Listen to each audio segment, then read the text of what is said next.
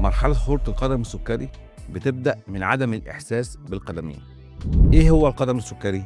بداية بحب أكد إن مش كل مريض سكر عنده قدم سكري، ولكن القدم السكري ممكن تبدأ في مريض السكر حتى لو كانت رجليه مفيش فيها جروح. طيب إزاي دوت بيحصل؟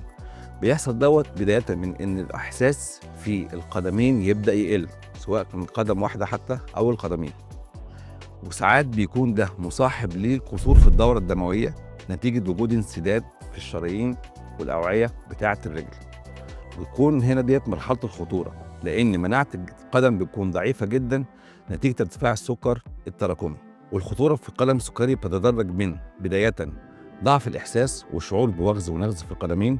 2. مرحلة التشقق الموجودة في الجلد بتاعة بطن القدم والكعبين. العدوى الفطرية الموجودة بين الصوابع، ودي بتكون أول نذير بالخطورة. قرح العصبية وما يصاحبها من التهابات بكتيرية وفطرية، وممكن الوضع يتطور إلى حدوث غرغرينة ونتائج تماما غير المرضى عنها.